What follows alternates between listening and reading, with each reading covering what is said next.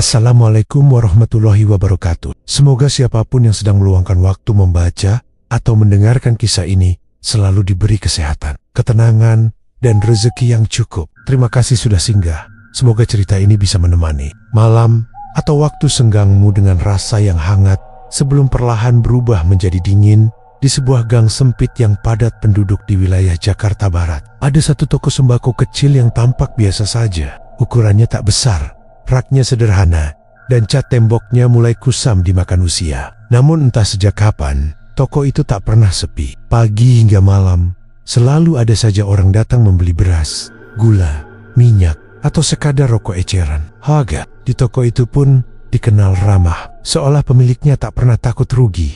Pemiliknya adalah Pak Darto, lelaki parubaya dengan senyum tenang dan tutur kata sopan. Ia bukan orang berada, juga bukan pedagang besar, tapi tokonya selalu terlihat cukup, bahkan lebih dari cukup. Warga gang hanya menganggap Pak Darto sebagai orang yang pandai berdagang dan pandai bersyukur. Tak ada yang aneh, tak ada yang terasa janggal. Semua berjalan seperti hari-hari biasa di kampung padat ibu kota. Setidaknya sampai suatu malam, ketika gang mulai sunyi dan suara tawa kecil terdengar dari balik pintu toko yang sudah tertutup. Rapat, gang itu sempit. Hanya cukup dilewati satu motor dengan susah payah. Jika dua orang berpapasan, salah satunya harus menepi. Rumah-rumah berdiri rapat, temboknya saling menempel, catnya pudar oleh panas dan hujan bertahun-tahun. Di pagi hari, suara ibu-ibu menyapu halaman bercampur dengan teriakan penjual sayur. Keliling sore hari anak-anak berlarian sambil tertawa, sementara para orang tua duduk di bangku kecil, berbincang tentang harga kebutuhan pokok yang makin hari makin naik. Di ujung gang itulah berdiri sebuah toko sembako kecil milik Pak Darto. Toko itu tidak mencolok, hanya bangunan sederhana dengan rolling door setengah terbuka dan papan nama yang catnya sudah mengelupas. Rak-rak kayu di dalamnya berisi beras, gula minyak goreng, mie instan, dan kebutuhan sehari-hari lainnya. Tidak ada pendingin ruangan, hanya kipas tua yang berputar pelan, mengusir panas yang terjebak di ruangan sempit itu. Pak Darto adalah lelaki paruh baya dengan tubuh kurus dan wajah yang selalu terlihat tenang. Senyumnya mudah muncul, apalagi saat melayani pembeli. Ia hafal kebiasaan warga gang. Siapa yang biasa beli beras setengah kilo, siapa yang sering berutang lalu membayar di akhir bulan. Tak jarang Pak Darto membolehkan warga mengambil barang dulu, bayar belakangan. Santai saja Bu, nanti kalau sudah ada. Begitu ucapannya yang membuat banyak orang merasa sungkan sekaligus nyaman. Istrinya sesekali membantu di toko, menata barang atau mencatat utang di buku kecil yang sudah kusam. Mereka hidup sederhana, tak pernah terlihat memakai barang mewah. Karena itu, warga tak pernah berpikir macam-macam. Justru Pak Darto sering dijadikan contoh pedagang jujur di kampung itu. Namun, perlahan toko kecil itu mulai dikenal lebih luas. Orang dari gang sebelah ikut berbelanja karena harga di toko Pak Darto sedikit lebih murah dibanding warung lain. Anehnya, meski harga murah, stok barang di toko itu hampir tak pernah kosong. Beras selalu ada, minyak goreng tak pernah benar-benar habis, dan mie instan selalu penuh di rak. Padahal, jarang sekali warga melihat Pak Darto pergi belanja ke pasar besar atau ke toko grosir. "Laris ya, Pak?" kata seorang pembeli suatu pagi. Pak Darto hanya tersenyum sambil menimbang gula. "Alhamdulillah, rezeki anak istri," jawabnya. Singkat, tak ada yang aneh. Semua terlihat wajar. Toko ramai dianggap sebagai hasil kerja keras dan kepercayaan warga. Kehidupan di gang itu berjalan seperti biasa, penuh kesederhanaan dan rutinitas yang berulang setiap hari di sudut padat wilayah Jakarta Barat. Namun, ada satu hal kecil yang jarang dibicarakan, bahkan sering diabaikan. Saat malam semakin larut dan gang mulai sunyi, ketika lampu rumah satu persatu dipadamkan, lampu toko Pak Darto seringkali masih menyala. Cahaya kuningnya merembes keluar melalui celah rolling door yang tertutup setengah, seolah toko itu belum benar-benar tidur. Sebagian warga mengira Pak Darto sedang menghitung barang atau membersihkan toko. Sebagian lagi tak terlalu peduli, tapi bagi mereka yang pulang larut malam, ada perasaan ganjil setiap kali melewati toko itu. Perasaan seperti sedang diperhatikan oleh sesuatu dari balik cahaya yang tak pernah benar-benar padam. Hari Pak Darto berubah jauh lebih sibuk dibanding beberapa bulan lalu. Sejak subuh, pintu toko sudah terbuka. Warga datang silih berganti, membeli kebutuhan harian sebelum berangkat kerja. Ada yang membeli beras setengah kilo, ada pula yang sekadar membeli kopi saset dan rokok eceran. Pak Darto melayani semuanya dengan sabar, seolah tak pernah lelah. Senyum di wajahnya tetap sama, tenang dan bersahaja. Hasil toko itu mulai terasa nyata. Rak yang dulu hanya terisi separuh, kini selalu penuh. Uang di laci kasir semakin sering menumpuk, sampai Pak Darto harus memindahkannya ke kaleng biskuit bekas. Ia tak lagi terlalu cemas soal tagihan bulanan atau uang sekolah anaknya. Semua terasa mengalir dengan mudah, terlalu mudah untuk ukuran. Usaha kecil di gang sempit wilayah Jakarta Barat. Anehnya, hampir tak pernah ada yang melihat Pak Darto pergi belanja ke pasar grosir. Sesekali ia memang keluar pagi-pagi, tapi tak pernah membawa karung besar atau dus seperti pedagang lain. Meski begitu, stok di tokonya seolah tak pernah berkurang. Jika pagi beras tinggal sedikit, sore harinya rak itu kembali penuh. Minyak goreng yang siang tadi hampir habis, malamnya sudah tersusun rapi lagi.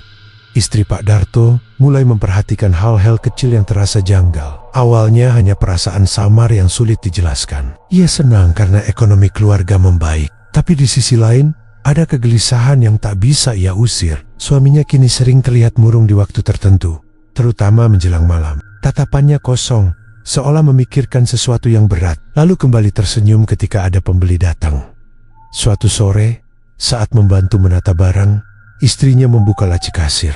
Beberapa keping uang receh berjatuhan ke lantai. Ia memungutnya satu persatu, lalu mengernyit. Jumlahnya terasa aneh, terlalu banyak untuk sekadar uang kembalian hari itu. Ia mencoba menghitung ulang uang di laci, tapi tak menemukan catatan penjualan yang sebanding.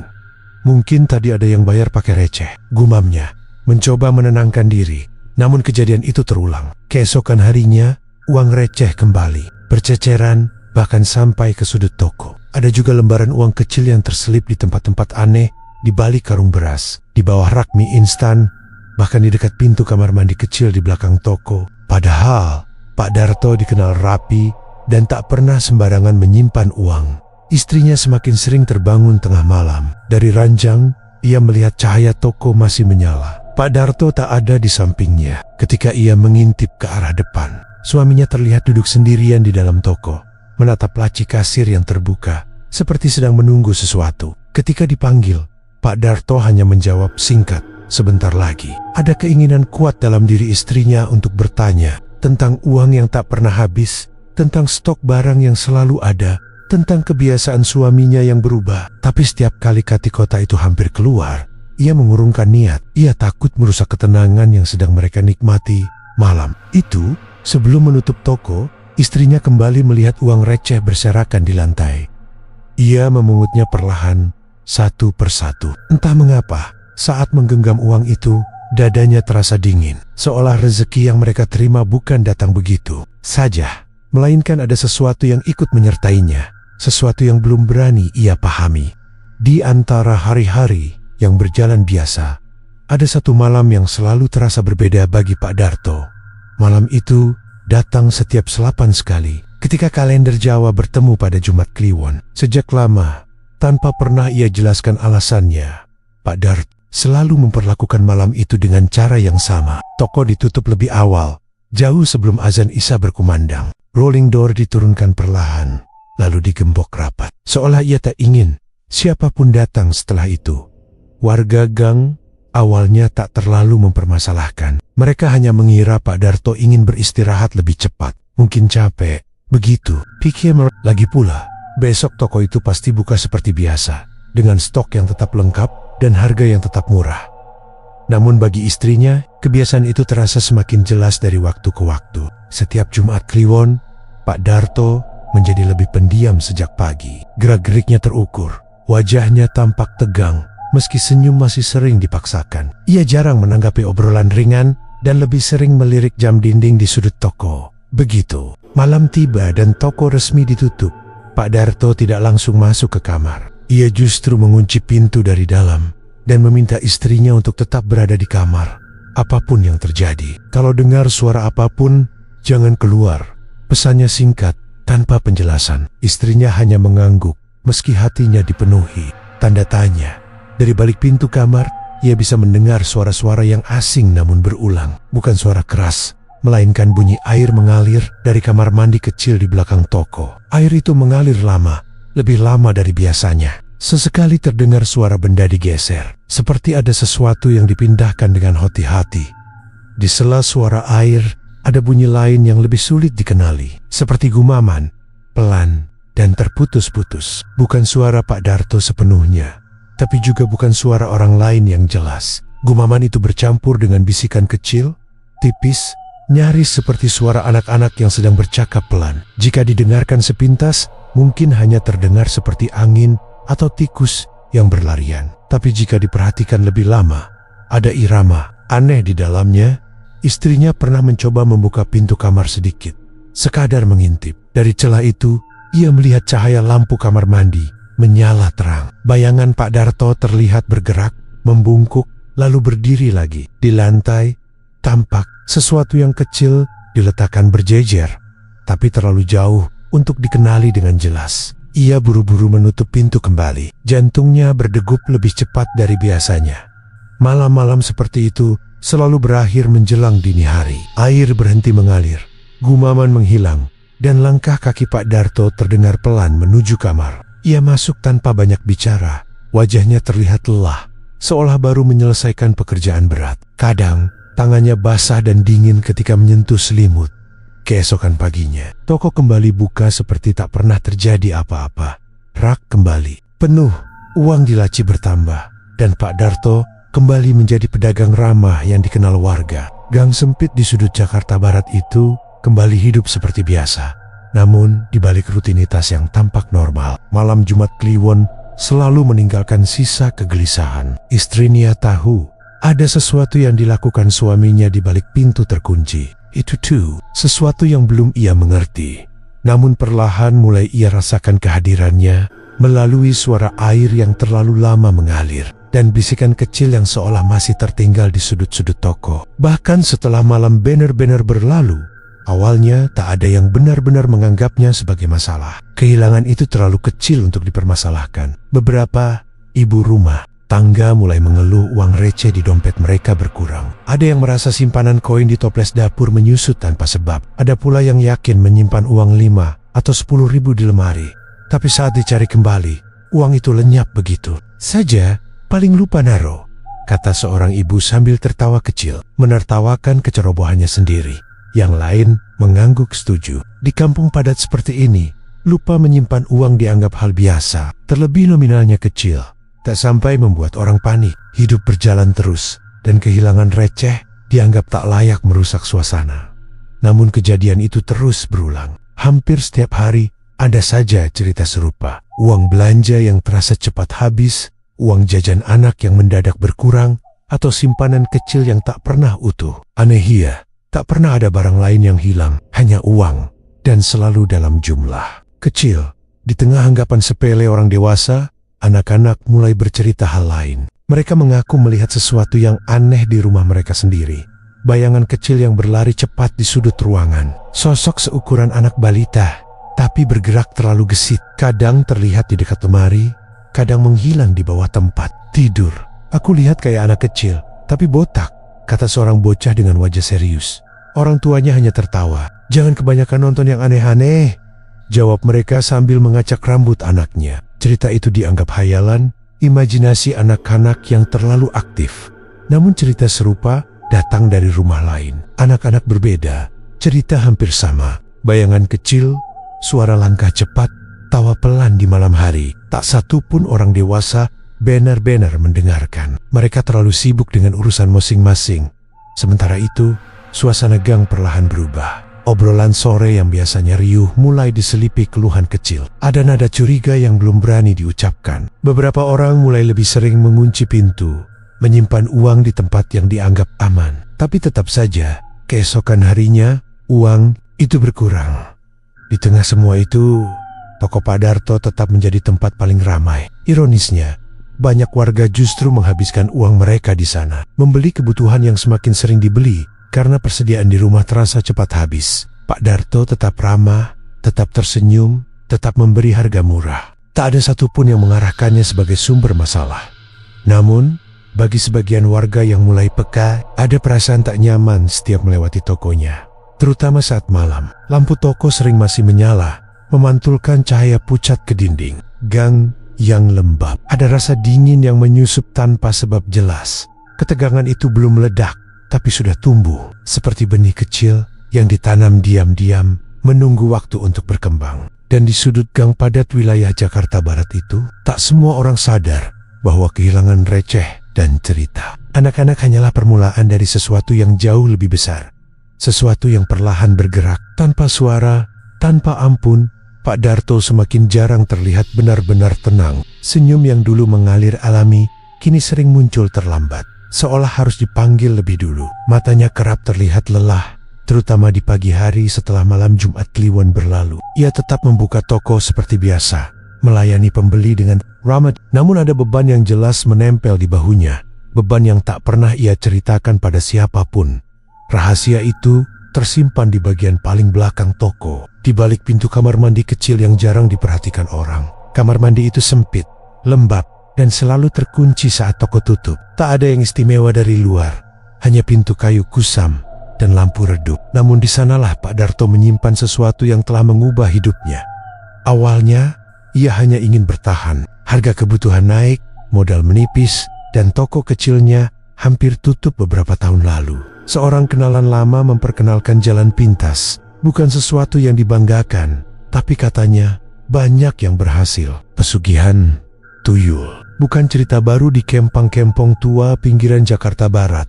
Hanya saja jarang dibicarakan terang-terangan. Tuyul itu tidak pernah digambarkan Pak Darto sebagai sosok menyeramkan. Ukurannya kecil, kehadirannya lebih sering terasa daripada terlihat. Ia memperlakukannya seperti anak kecil yang harus dirawat, diberi makan, dan dituruti keinginannya. Tidak ada pemanggilan besar atau ritual berdarah, hanya kebiasaan yang diulang. Dengan patuh, sesajen kecil, mainan sederhana, dan perhatian penuh di malam-malam tertentu. Namun pesugihan itu memiliki aturan yang tak tertulis, tapi mutlak harus ditaati. Tuyul hanya boleh mencuri uang, tidak boleh barang. Uangnya harus dari rumah ke rumah, sedikit demi sedikit, agar tak menimbulkan kecurigaan besar. Pemiliknya dilarang bersikap kasar atau mengingkari janji. Dan yang paling berat, tuyul harus selalu diperhatikan. Jika diabaikan, ia akan menuntut. Pantangan lain mulai membatasi hidup Pak Darto. Ia tak boleh terlalu sering pergi jauh. Tak boleh sembarangan mengucapkan niat berhenti. Bahkan ibadah pun harus dilakukan dengan hati-hati, agar tak dianggap mengkhianati perjanjian. Semua itu awalnya terasa sepadan. Uang datang, toko hidup, keluarga tercukupi. Namun belakangan, tuntutan itu semakin sering datang. Wong resektak, lagi cukup. Lembaran kecil pun terasa kurang. Pak Darto mulai menemukan laci kasir terbuka tanpa ia sentuh. Uang berpindah tempat, seolah diatur oleh tangan lain. Di malam hari, suara dari kamar mandi terdengar lebih sering. Bukan hanya di Jumat Kliwon. Ia mulai bermimpi buruk. Mimpi tentang sosok kecil yang menangis, menuntut, lalu tertawa. Bangun dengan keringat dingin, Pak Darto sering duduk lama di tepi ranjang, memandangi lantai, bertanya pada dirinya sendiri, sampai kapan semua ini harus dijalani. Tekanan itu membuatnya cepat marah, mudah gelisah. Istrinya semakin sering menatapnya dengan khawatir. Tapi Pak Darto tak berani bicara. Ia tahu, sekali rahasia ini keluar, bukan hanya toko yang hancur, seluruh hidupnya akan ikut runtuh. Dan di balik pintu kamar mandi yang selalu terkunci itu, sesuatu terus menunggu. Bukan lagi sekadar membantu, tapi mulai menagih, perlahan, pasti, tanpa bisa dihentikan.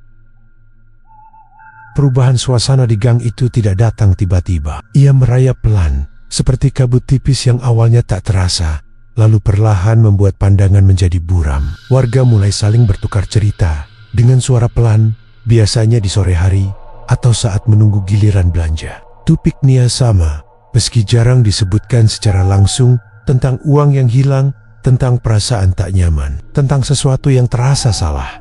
Nama Pak Darto mulai ikut disebut, meski sering disusul dengan penyangkalan. Ah, masa sih? Begitu kata mereka, seolah tak ingin mempercayai kecurigaan sendiri. Pak Darto dikenal baik, murah senyum, dan tak pernah bermasalah dengan siapapun. Namun justru karena itulah, kejanggalan terasa semakin kuat. Toko kecilnya tetap ramai, bahkan ketika warung lain mulai sepi. Stoknya tak pernah habis, Sementara kehilangan uang di rumah warga semakin sering terjadi. Obrolan yang dulu hangat kini terasa jika Pak Darto lewat, percakapan sering terhenti mendadak. Senyum tetap terpasang, tapi tak lagi setulus dulu. Ada jarak yang tercipta, tak terlihat namun jelas terasa. Gang yang biasanya riuh kini lebih sering sunyi, terutama saat malam tiba. Di tengah perubahan itu, istri Pak Darto mulai jatuh sakit. Awalnya hanya pusing dan sulit tidur, lalu berlanjut menjadi lemas berkepanjangan. Tubuhnya kurus, wajahnya pucat, dan matanya sering terlihat kosong. Dokter tak menemukan penyakit serius, hanya menyarankan istirahat. Tapi istirahat tak pernah benar-benar menyembuhkan. Setiap malam, ia terbangun dengan dada sesak, seperti ada beban berat yang menekan dari dalam. Pak Darto semakin tertekan. Harus menjaga toko tetap berjalan, menenangkan istrinya, dan di saat yang sama, menghadapi sesuatu yang kini mulai sulit dikendalikan. Tuyul yang dulu patuh, kini berubah. Uang tak lagi hanya berpindah ke laci kasir. Beberapa kali, uang itu ditemukan berserakan di lantai, seolah sengaja ditunjukkan. Mainan yang diberikan sering berpindah tempat sendiri. Sesajen yang ditaruh rapi kadang rusak, tercecer, atau hilang sebelum pagi. Suara-suara dari kamar mandi belakang toko semakin sering terdengar. Bukan hanya gumaman pelan, tapi ketukan kecil di pintu, bahkan tawa yang tak lagi samar. Pak Darto mencoba menenangkan, berbicara dengan suara rendah, memohon agar semuanya kembali seperti semula. Namun yang ia rasakan justru tekanan yang semakin kuat, seperti tuntutan yang tak pernah puas. Suatu malam, saat ia tertidur kelelahan di kursi toko, ia terbangun karena suara benda jatuh.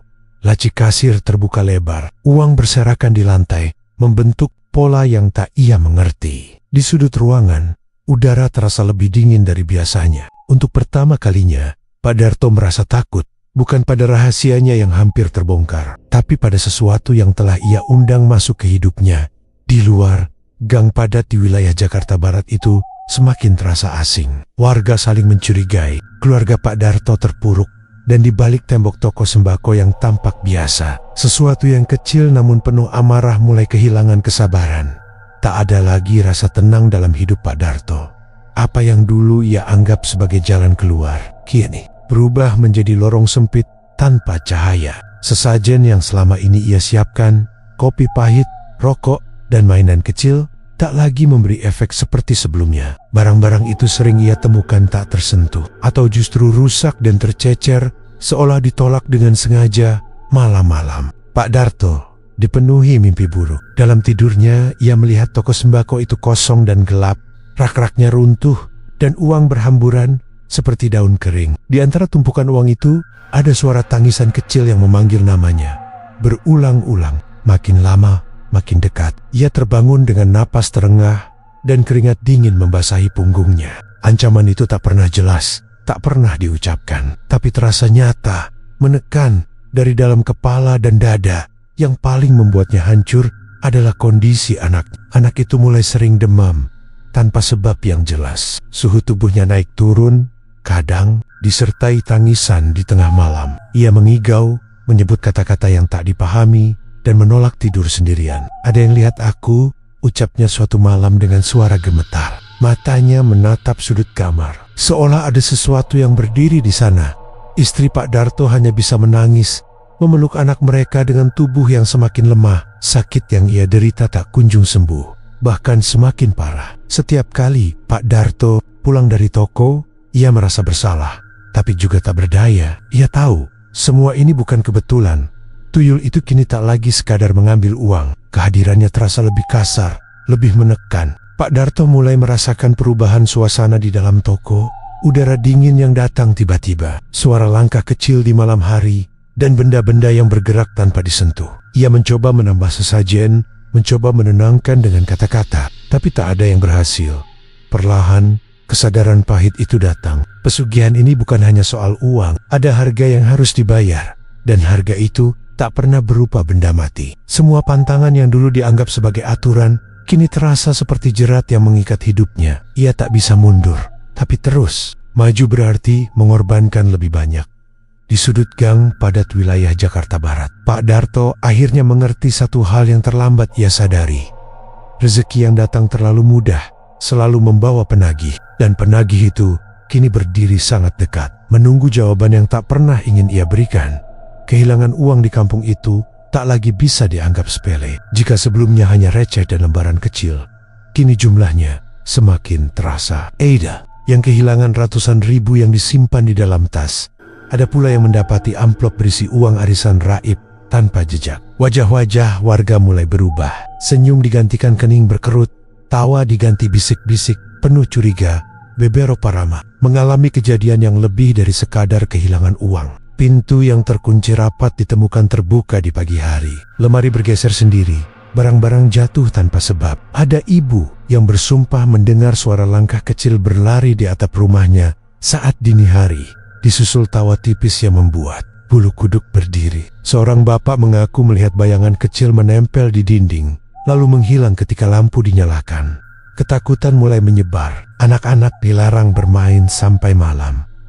Pintu dan jendela dikunci lebih awal. Doa-doa dipanjatkan lebih sering, namun kegelisahan tak juga reda. Di tengah suasana itu, toko Pak Darto justru tetap ramai. Orang-orang datang dengan wajah tegang, membeli kebutuhan dengan cepat, lalu pergi tanpa banyak bicara. Harga murah masih menjadi alasan, tapi kini ada rasa tidak nyaman yang ikut terbawa setiap transaksi. Di dalam toko, udara terasa berat.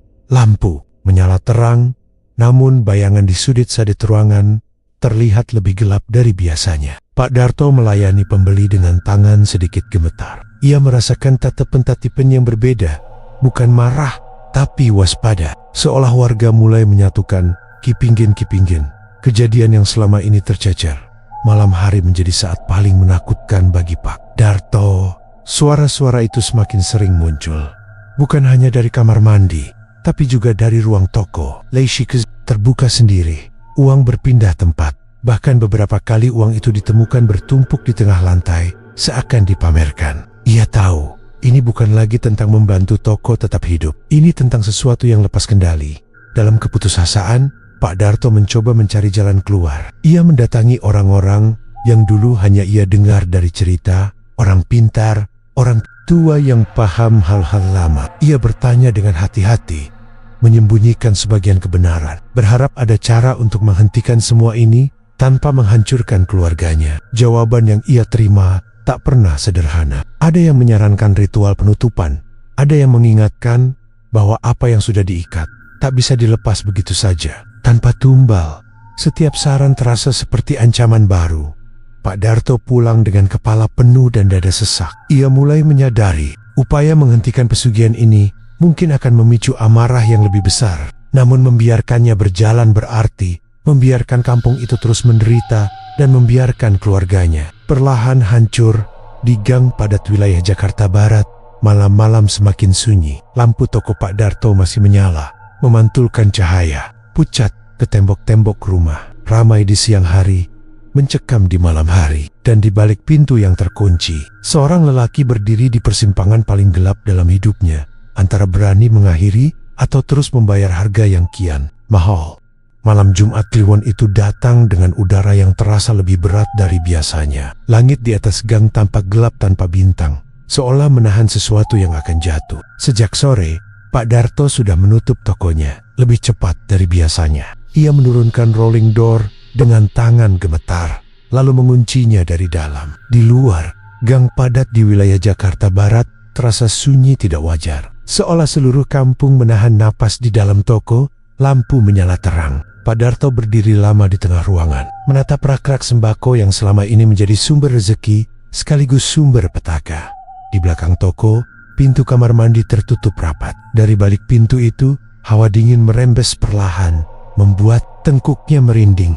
Malam itu, Pak Darto sudah memutuskan. Ia tak sanggup lagi melihat istrinya terbaring lemah, mendengar anaknya menangis ketakutan setiap malam, dan merasakan kebencian diam-diam dari warga. Semua itu lebih menyakitkan daripada kehilangan uang. Ia ingin mengakhiri perjanjian itu, apapun risikonya. Dengan tangan gemetar, ia menyiapkan ritual penutupan seperti yang diajarkan orang tua yang ia temui beberapa hari lalu. Tak ada jaminan keselamatan, hanya satu pesan yang diingatnya dengan jelas. Makhluk itu tak suka ditinggalkan. Bersiaplah memilih. Kopi pahit diletakkan di lantai, rokok disusun rapi, dan mainan kecil yang dulu selalu diminta diletakkan di dekat pintu kamar mandi. Pak Darto berdiri di depan pintu itu, menarik napas panjang, lalu membuka kunci. Begitu pintu terbuka, suara air langsung mengalir deras, padahal keran tak disentuh. Lampu berkedip. Udara di ruangan itu terasa menusuk, dingin, hingga ke tulang. Pak Darto mulai mengucapkan niatnya dengan suara bergetar. Kata demi kata terasa berat keluar dari mulutnya. Belum selesai ia berbicara, suara tawa kecil terdengar. Bukan lagi samar, bukan lagi jauh. Tawa itu jelas, nyaring dan mengejek. Benda-benda di dalam toko mulai bergetar. Rak berderit, kaleng-kaleng berjatuhan, dan uang dari laci kasir berhamburan ke lantai seperti hujan. Pak Darto tersungkur. Kepalanya dipenuhi suara-suara yang saling bertindih. Tangisan, tawa, bisikan marah. Ia merasakan tekanan kuat di dadanya. Seperti ada sesuatu yang menuntut jawaban sekarang juga. Bukan dengan kata-kata, tapi dengan rasa. Dalam kekacauan itu wajah anehnya terlintas jelas di benaknya. Tangisan istrinya, tubuh mereka yang semakin rapuh, lalu bayangan toko yang penuh, uang yang tak pernah habis, dan rasa aman palsu yang selama ini ia genggam. Cukup, bisiknya lirih, hampir tak terdengar. Ambil semuanya, asal keluarga saya dilepas. Sesaat, suara-suara itu berhenti. Sunyi, terlalu sunyi. Lalu terdengar satu tawa kecil terakhir. Pelan, puas, sebelum seluruh lampu di toko padam bersamaan. Pagi harinya, warga menemukan toko Pak Darto masih berdiri. Tapi pintunya tertutup rapat. Tidak ada cahaya, tidak ada suara. Dan sejak malam itu, tak pernah lagi ada yang melihat Pak Darto membuka tokonya seperti dulu. Pagi akhirnya datang, membawa cahaya matahari yang biasanya disambut dengan hirik pikak kampung. Namun pagi itu terasa berbeda. Gang sempit di wilayah Jakarta Barat tampak lebih sunyi dari biasanya. Pintu-pintu rumah terbuka setengah, tapi tak banyak suara. Orang-orang keluar dengan langkah ragu, saling menatap tanpa banner-banner berbicara. Seolah semua merasakan hal yang sama, sesuatu telah berubah. Dan perubahan itu tak bisa dijelaskan dengan kata-kata sederhana. Toko sembako Pak Darto masih berdiri di ujung gang. Bangunannya utuh, rak-raknya masih terlihat penuh dari balik rolling door yang kini lebih sering tertutup. Namun tak ada lagi keramaian seperti dulu. Tak ada antrean pagi, tak ada obrolan ringan di depan etalase. Warga yang lewat hanya melirik sekilas, lalu mempercepat langkah. Ada rasa enggan yang menggantung di udara, seperti bayangan panjang yang tak mau pergi. Pak Darto masih ada, tapi bukan Pak Darto yang dulu. Ia membuka toko sesekali, tanpa semangat, tanpa senyum yang dulu dikenal. Simo, harga tetap murah. Stok masih mencukupi. Seolah aliran rezeki itu tak pernah banner-banner berhenti. Tapi wajahnya kini kosong. Matanya sayu, tubuhnya kurus, dan gerakannya lambat.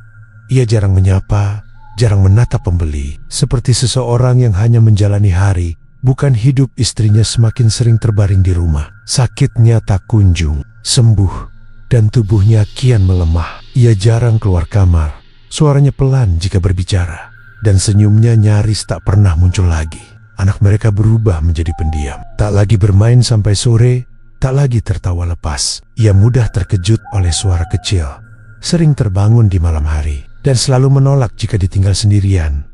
Keluarga itu perlahan runtuh, bukan oleh satu kejadian besar, melainkan oleh kelelahan yang menumpuk hari demi hari. Tak ada lagi pertengkaran, tak ada lagi perlawanan, hanya kepasrahan yang sunyi. Pak Darto tahu, pilihannya di malam itu memang menyelamatkan sesuatu, tapi juga merenggut banyak hal lain yang tak bisa dihitung dengan uang.